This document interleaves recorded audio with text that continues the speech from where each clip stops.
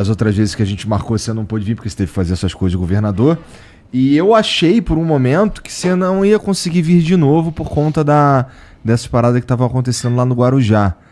Que meio que... Ó, a sensação que eu tenho, não sou da polícia, não faço parte da inteligência, nada disso aí não, mas a sensação que eu tenho é uma vingança. A gente tem que entender o contexto da Baixada Santista lá.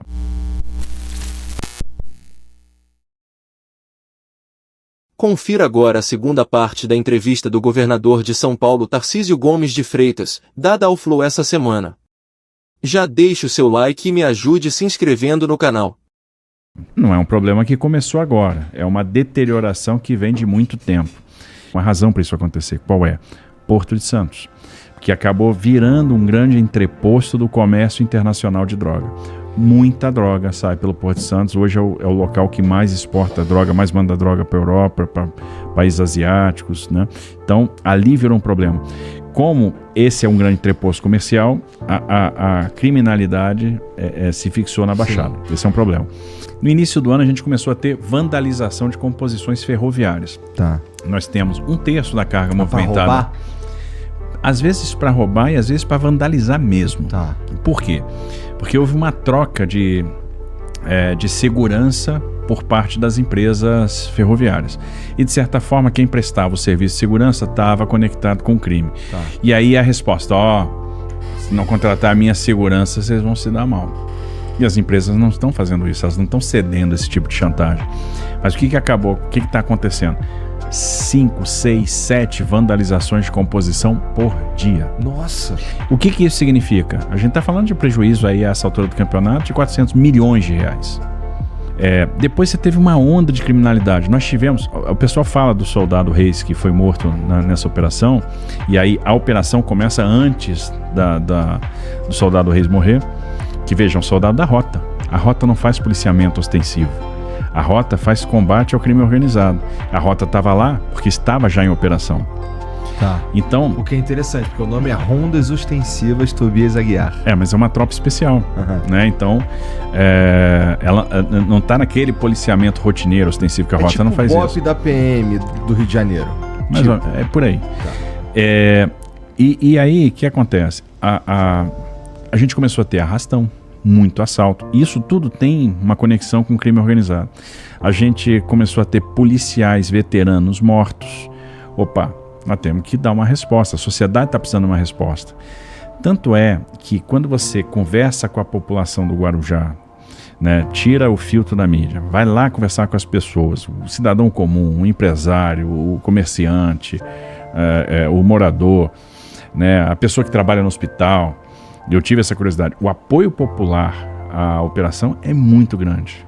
Que as pessoas não aguentam mais o crime. Não aguentam mais ser escravizadas pelo crime. Então nós tivemos policiais mortos, policiais veteranos, né? Então montamos uma operação que era uma operação abafo, uma operação asfixia, para tentar, por meio da inteligência, detectar pontos de armazenamento de droga, fazer a prisão de traficantes, liderança do crime organizado. E começamos. Na operação, num determinado dia, que foi o dia 27, a operação começou dia 23, saindo do túnel da Vila Zilda, nós tivemos, você sai do túnel, tem uma árvore frondosa aqui que era um ponto de espera do crime, e esses caras, 3 caras, atiraram contra a viatura da Rota que entrou inadvertidamente numa rua sem saída. E eles acertaram 2 policiais, um na mão e o soldado Reis, né, com uma bala que transfixou o seu corpo, né, pegou ele na lateral e ele acabou falecendo. E aí houve uma intensificação das ações. Como falam, nós tivemos 16 mortos na operação. A gente não quer o confronto, ninguém quer o confronto. Isso aí só traz problemas, só traz dor, etc. Mas a gente tem que entender como foram esses confrontos. Não foi assim, os caras entraram e mataram 16. Não. Um dia teve um confronto com um grupo, num determinado local, morreu 1. Outro dia morreram 2. No outro confronto morreram 3. No outro dia morreu 1. Cada confronto tem uma história. Por exemplo, quando saem os nomes das pessoas, e até alguns jornais, alguns veículos deram a ficha criminal dos sujeitos que morreram, às vezes a pessoa não qualifica. O cara não vai falar que o Fábio Oliveira é o Barrabás, que era o líder do PCC na Baixada Santista. Esse foi um dos caras que foi a óbito em confronto com a polícia.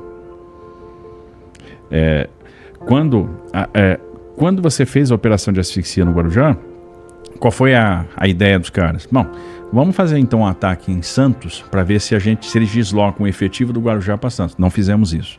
Nós fizemos, botamos mais efetivo em Santos e mantivemos o efetivo do Guarujá.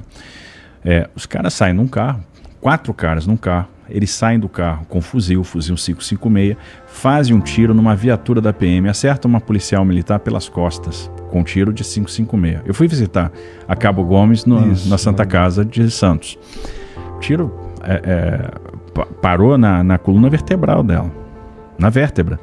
Fuzil 556, arma de forças armadas, arma que você usa em operações militares, combate. Por isso aqui, não pegou a medula. Por isso aqui ela não ficou paraplégica. Bom, foi socorrida, o companheiro que estava com ela na guarnição trocou tiro, eles se evadiram para o Morro de São Bento. E aí a guarnição da polícia foi atrás, houve troca de tiros, dos 4, 2 foram presos, um criminoso foi atingido de raspão, tá preso, era o 02, o segundo do crime organizado na Baixada. Outro morreu e o outro se evadiu. Também uma liderança importante do crime na Baixada que nós estamos aí à procura. Um soldado da PM foi ferido nessa troca de tiro, que é o soldado Uriel, está lá na Santa Casa também de Santos, teve lá um rompimento da uretra, está com bolsa. Vai ter que fazer uma cirurgia super delicada de reconstituição. Então, quando se fala nessa operação, se conta um lado da história. A gente tem que entender o seguinte, está se enfrentando lá o que tem de pior, que é o crime organizado que se estabeleceu lá por uma série de razões históricas, por uma série de razões de abandono, por uma questão geográfica, pela proximidade do porto. Então o crime vem tendo liberdade de manobra lá há algum tempo e está sendo enfrentado, porque o crime tem que ser enfrentado, infelizmente. Quanto o tráfico de drogas drena de oportunidades no centro da cidade de São Paulo? Quanto é que custa a Cracolândia?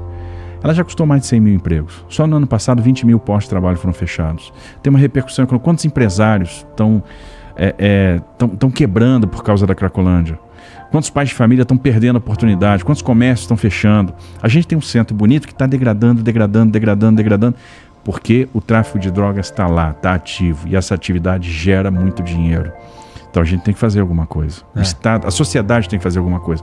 Porque senão a gente vai deixar o narcotráfico crescer indefinidamente. Alguns países enfrentaram e venceram. A Colômbia mudou completamente, enfrentando o cartel de Medellín, com uma série de ações. E, obviamente, não é só um enfrentamento policial. Eu tenho que vir com ação social depois, eu tenho que resgatar essas pessoas, tirar essas pessoas das mãos dos criminosos. Eu tenho que entrar com habitação.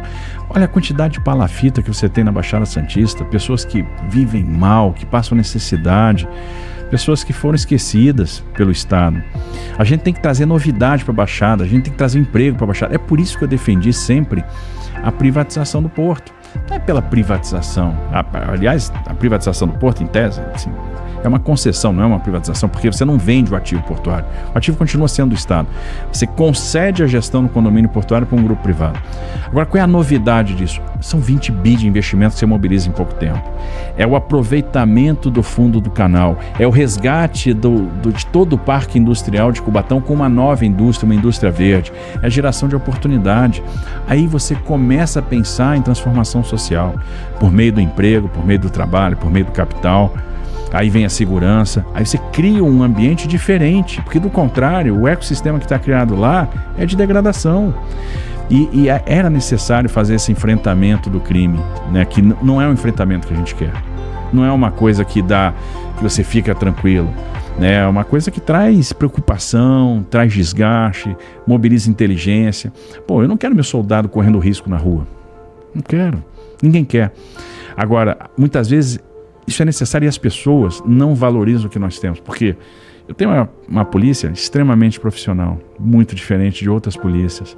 Eu tenho uma polícia aqui que tem 192 anos, que tem uma formação excepcional. Eu tenho militares muito bem preparados. E eu fui lá falar com a tropa. O que eu vi? Uma tropa descontrolada, com raiva, querendo vingança? Não. Eu vi uma tropa serena, sabendo o que está fazendo. Então, com incursões profissionais. E isso me dava muita tranquilidade como governador. Eu tenho um time lá que é profissional, que sabe o que está fazendo. Pô, eu não quero meu soldado correndo risco na rua. Não quero. Ninguém quer.